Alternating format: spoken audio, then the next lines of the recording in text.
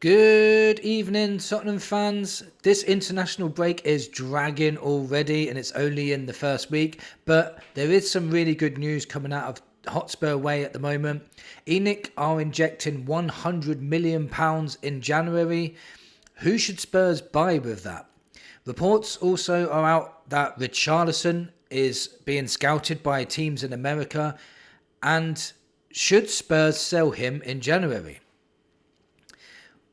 Kane has come out and now and said that he wants to come back to England for 2 more years, and he could come back as early as 2026. But will he come back to Spurs?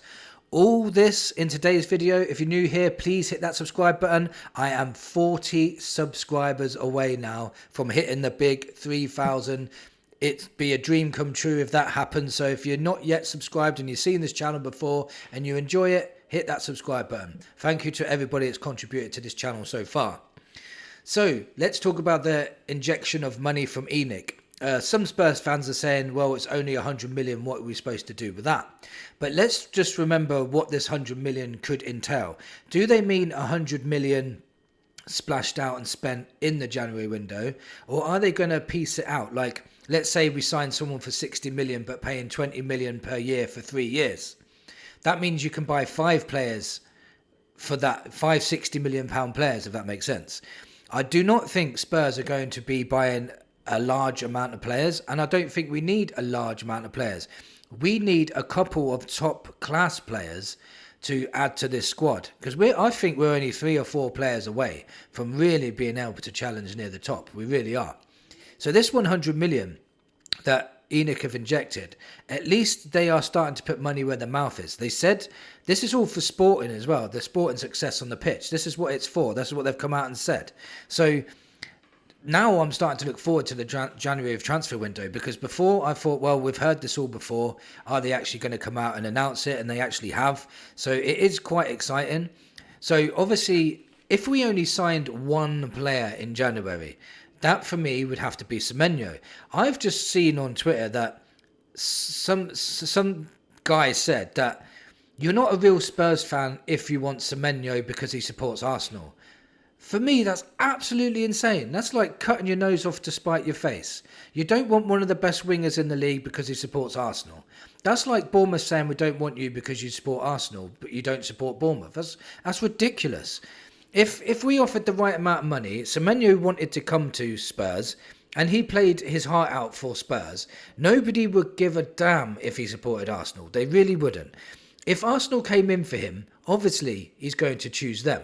He probably would. And if Arsenal put up the money and they would put up higher wages probably as well, he's more likely to go to them. But it's not like certainty that Arsenal are going to come in for him. They've already got Eze who can play in the left as well. So it wouldn't be 100% certain that Arsenal would even go for him.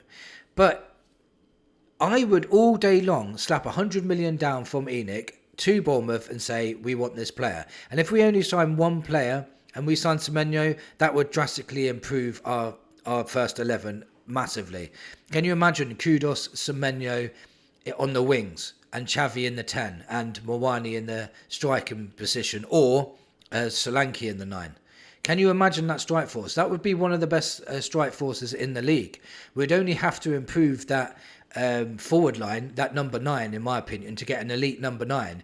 And we could have one of the best forward lines in Europe, in my opinion, because that is a lot of talent there and a lot of strength and power and pace in that side. If we can get just 1 player, Semenyo, like, I wouldn't care about filling gaps in defence and filling gaps in midfield if we signed a player like that, because he would elevate this squad massively. And we'd be dangerous on both wings, not just on the one wing like we are with Kudus. We'd be really dangerous on both. That would open up more space for Xavi in the middle, and we could have a field day, you know what I mean? So for me, yeah, I would definitely spend that 100 million on 1 player. But let me know in the comments who would you buy it with that 100 million. There's also an option if you could buy a midfielder. We could probably go back in for Morgan Gibbs-White now that Daniel Levy's not here. Or we could go for Elliot Anderson playing in that 8, because I was speaking with my mate Nigel on the previous video from Pure Coys. If you're not subscribed to him, subscribe today. He's a very good channel. But we was talking about we haven't got that number 8 yet that progresses the ball, holds onto the ball in tight spaces, and keeps the ball moving. We tend to lose the ball a lot in midfield, and we've got Bentancur, who used to be absolutely elite at that, but I think since his injury, he's not as good as he was. Archie Gray is the man for that, but I just don't think he's at that level just yet. I do see massive improvements in him. His strength is massively improved, his passing is improved, but he's still not at that elite level yet. If you can have a Paulinho and let's say an Elliot Anderson with a Xavi, that would be almost the perfect midfield for me. That would be, you got the destroyers, you got the ball progressor, and you've got the elite finisher and assister. So yeah, so you could go down that path in January, or you can try and work on some of the defence. I do believe that if we can keep our players fit, then we should just keep the defence how it is for now, because I think if the players are fit, then, you know, our defence is pretty strong anyway. I think it's attacking areas that we really need to improve on. And speaking about attacking areas, there's been reports that Richarlison is being scouted by USA, and the fee was reported for about 30 or 40 million they're going to bid. If they bid 30 or 40 million for Richarlison, I'd snap their hand off for that. That's an unbelievable deal. You know, we should do that all day long. And there's a lot of people that still protect Richarlison and say, like, he runs around a lot. You know, I could run around a lot. Doesn't make me a great footballer. A lot of people know my thoughts on Richarlison, and people say, oh, you're player bashing. That's great. I'm not player bashing. I'm saying that if we are competing in the Champions League and trying to compete for the Premier League, like ENIC keep telling us, Richarlison's not going to be here. No matter how much you protect him, he's not good enough to play in the number 9. He really isn't. And so that's another area. The left forward and the striker. Mwandi could turn out to be a superstar. He could be absolutely brilliant. He's got all the attributes to do it, and he's shown he can do it as well with previous teams. So Mwandi could be that guy.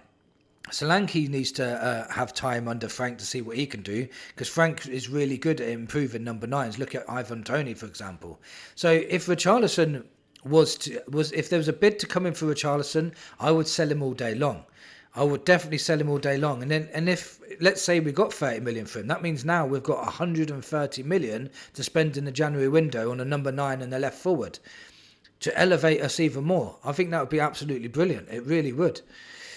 Now, Kane has come out today and said he wants to come back to England at some point to beat Alan Shearer's record. As early as 2026, he could be back. So next summer. Spurs should do everything they can to sign this guy, because there's obviously going to be a wealth of teams going after this guy, because he hasn't lost it. In my opinion, the older he's getting, the better he's getting. And he seems to be like scoring even more goals than he was before. And if he's 32, it'll be 33 by next summer. I think it's June or July his birthday. So 33 by next summer. And he's actually getting better. And pace was never a thing for him anyway, so it's not like he's going to lose a lot of pace. He's an elite finisher. For me, he's the best striker on the planet. He's the best all-round striker on the planet. He can play in the 10, he can play in the striker role. You can put him out on the wing and he'll still make an impact. He really could. He's that good. So there's going to be so many teams after him. I think City will go in for him. I think Chelsea might do. I think Man United are definitely going to go in for him.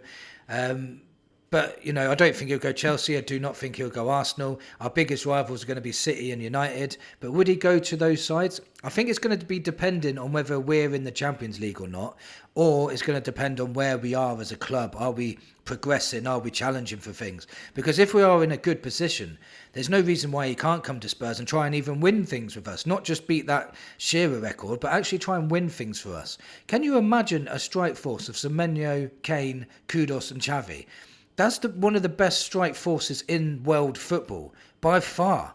That would scare any defence. And if you've got a defence with Romero, Van der Ven, Udogie and Porro at the back as well, you've all of a sudden got a very, very, very good first 11. That's a title challenging team, by the way. Kudus, Semenyo, Kane and Xavi up front.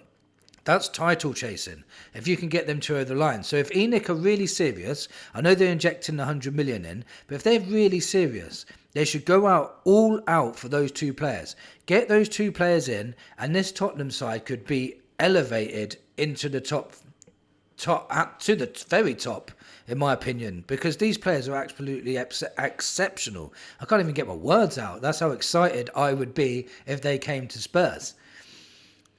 Let me know in the comments, who would you buy for that 100 million? Would you spread the money out and buy 4 or 5 decent players, or would you do what I would do and just splash out on the top players and try and improve this first 11 even more? Would you sell Richarlison, and would you take Kane back?